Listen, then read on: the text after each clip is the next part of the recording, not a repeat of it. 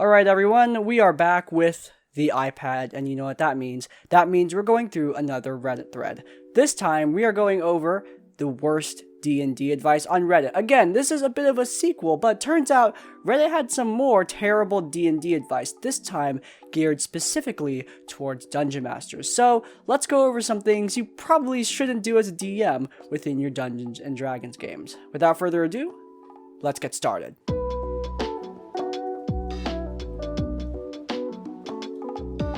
Alright, we're starting off with one I talk about a lot on this channel, but it bears reminding, so here we go. Trying to solve out-of-game problems in-game. If you try to take your jerk player who is having their character stab everything in sight and punish them in-game, they'll still be a jerk player. Or even, for more minor things, more often a conversation out-of-game works much better than resolving things in-game by throwing consequences at them for the bad behavior they didn't realize was bad. This one is so important. We read RPG horror stories here, and so often I see people in the replies of the original Reddit thread, people in the comment sections of my videos, talking about the in-game consequences they would use, as if it's like the obvious solution to all these problems. But it's not. If anything, it would make it 10 times worse. Almost always, in-game consequences for problem behavior in D&D will result in escalation. It will result in people getting annoyed and frustrated and making the problem worse. I talked about this with Quick Crab in my old podcast, where we discussed somebody stealing items in a D&D game, stealing items from the other D&D players. Many people responded to that by saying, oh, well, you should just make all the items cursed. But that hindrance will just make them want to steal the items more, not less. You're incentivizing them. You're challenging them, essentially. By giving them a challenge, they're gonna want to overcome it. Find the items that aren't cursed. And even if they don't try to do that, they're just gonna be annoyed and bitter for the rest of the campaign because the DM is punishing them for something that they don't understand.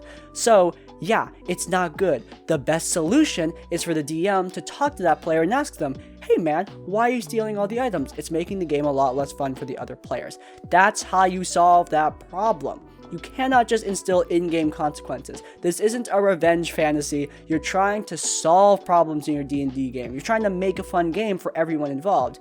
Instilling in-game consequences will just make everyone at the table feel the heat, and that is never a good thing. The players will try to screw you over at every possible opportunity, so you gotta be ready to screw them over first. This one is a problem of framing. A lot of people frame players changing their DM's plan on the fly using their crazy decisions as something the players are doing in a hostile manner. The players are going to ruin your plans. The players are going to screw you over.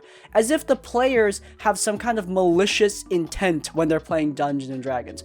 Are there players out there who are instigatory jerks? Yes, but the vast majority of D&D groups are not like that. Players don't have some malicious intent. There's not some monumental force by the players trying to ruin all their DM's games. Players are not clairvoyant. They can't read the DM's mind and know what their plans are or know the direction they're supposed to go.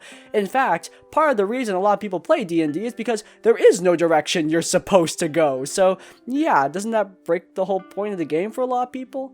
That's why a lot of players make decisions that force the DM to act on the fly. But if you frame it like players are going to try to ruin your game and ruin your plans, that can be really demoralizing for a lot of new DMs. They feel like they have to fight against the players when that's not true. You should be working together in unison to create a cool story, and the DM should be on the same wavelength as players. Often, I advise DMs who find that their players are making too many out of left field decisions to try and communicate with the players. Again, talking to them out of game can be really good here. Now, I don't think you should spoil your whole story or expose the behind the scenes works of how you wrote everything, but just explain to the players, look guys, I've got adventures planned in this direction, we're playing Curse of Strahd, please go to Barovia, and that kind of thing.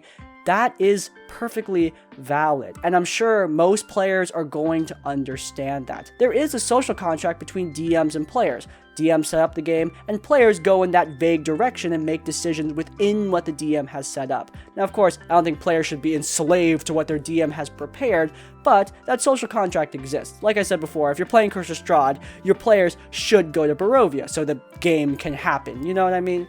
So yeah, I think DMs reminding players of that is perfectly okay, and I think that we need to stop this framing of saying that players are going to screw over their DMs. That's not true. We're all just trying to play a good game here together. You are God. A lot of people play this game genuinely to power trip and don't know that until you play with them. Not one time as DM has that phrase ever passed my mind. I love the DM as God t-shirts, jokes, and all that, but at the end of the day, those are jokes. I don't think those jokes are going to ruin D&D for anyone. Most people have the capability to recognize when a joke is a joke and when a shirt is just a shirt. Most people have the capability to realize that a Dungeon Master isn't literally God. However, this is true. A lot of people DM for the power trip, and this is not fun. I think the first RPG horror story of my own that I ever told on this channel, it was in a Q&A. And yeah, there was a DM who was like this. I didn't talk about this in the video, but he was kind of power trippy. He liked killing off his players for making wrong decisions or being too powerful, and that's no fun. DMs are not literal gods. You can't treat your players like garbage just because I'm running the game. I'm God in this world. That's not how it works. Can you make jokes about it? Sure. As long as everyone's laughing, everyone's good.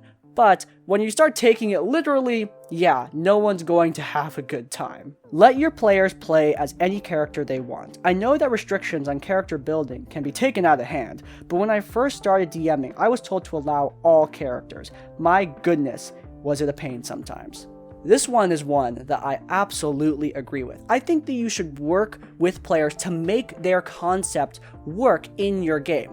But if you advise a brand new DM especially to just allow everything, it's going to be chaos. Especially if that new DM is DMing for experienced players who want to play something that's out of the new DM's league. When new DMs say something like, hey guys, let's only use the materials in the player's handbook, that's the only thing I'm familiar with, I think that not only is that valid, that's a great friggin' idea. Because that's what I did in my game. I restricted my players to just playing stuff in the handbook. Or I think just playing stuff in the handbook and Xanathar's? Was that out at that time? I don't remember. But essentially, I restricted my players to a couple of books because that was all I was familiar with. I wasn't familiar with homebrew, and I didn't know how to recognize when something is imbalanced or something is crazy.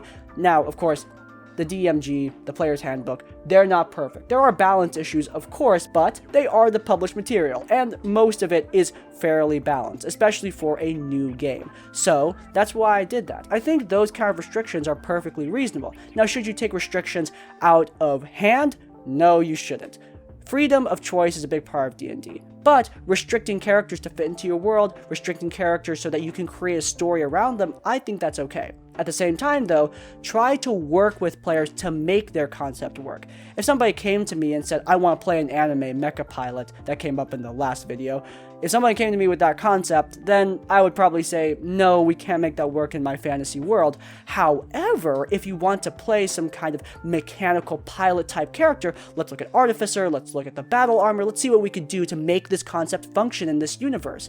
I try to work with players to make their concepts work, but I don't just allow them right out the gate, because that would probably break the game. Ignore the DMG, or some variation of that advice. A lot of D&D advice that I see, or D&D questions, can either be answered by one of two things. Number one, Matt Colville's running the game series, or number two, the DMG. Reading the DMG is pretty important. The DMG, I know it's not the book that's displayed, it probably should be, but anyway, yeah, it's up there. The DMG is a very, very good book. It has a lot of great advice, and it is called the Dungeon Master's Guide for a reason. It guides you as the Dungeon Master while playing the game, and very often, questions that I have about making dungeons, for example, are answered right there in the Dungeon Master's Guide. If I had just cracked that bad boy open, I would have an answer to my question, and a good one at that.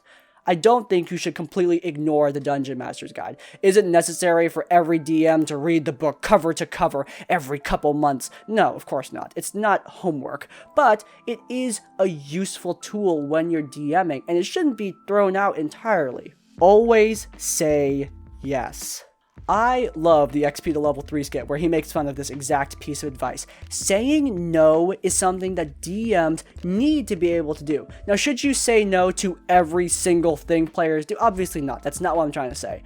But you should be able to say no, especially when somebody's acting like a jerk at your table. Trying to allow everything to happen is not gonna work out. If you haven't seen the XP to level 3 skit I mentioned, basically a player wants to cast Fireball and kill the whole party, and the DM tells him, no, you don't do that. You don't cast Fireball and kill the whole party. And the player freaks out like, oh my god, the DM can't say no. But the DM can say no. And the DM should say no, especially in situations like that. I'd argue, hell, it's the DM's responsibility to say no, to stop stuff like that from happening. It shows that you are going to moderate this game. You're going to stop crappy behavior from happening.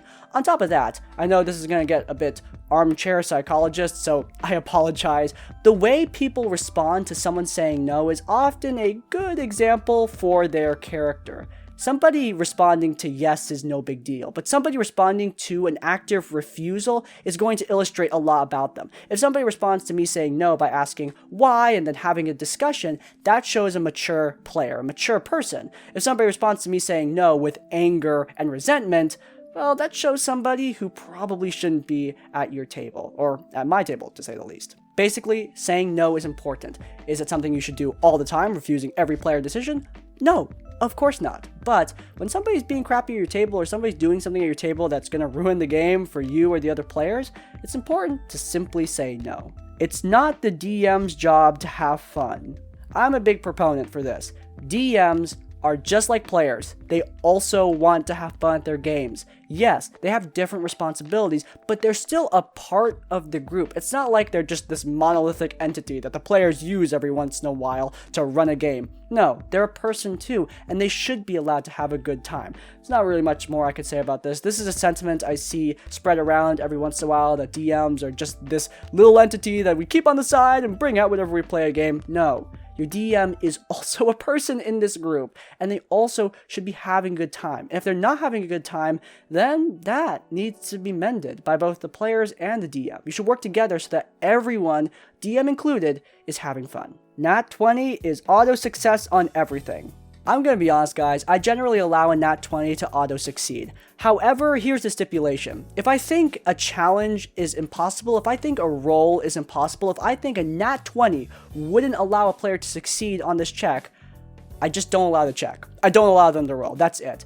That's how I run the game, and if you don't run the game like that, that's perfectly okay. But when I'm running, I just don't allow players to succeed if I think that the task at hand is impossible. I think it's a better way for me to benchmark for my players what they can or cannot roll for, and helps to establish expectations for what their characters are capable of doing. Like, for example, you can't move a mountain or push a ship with just yourself. You can't convince the king to give up his crown. You can convince the king to do something a bit more reasonable, but yeah, those extreme situations, not allowed. And I do explain that to players. I don't just tell them, no, you can't roll for that. I explain to them why they can't roll for that, and we go from there. But yeah. Anyway, I'm getting a bit beyond the point, but yeah, nat 20 should probably not just auto-succeed on everything, so your players aren't suddenly kings for lucky rolls. Finally, just wing it.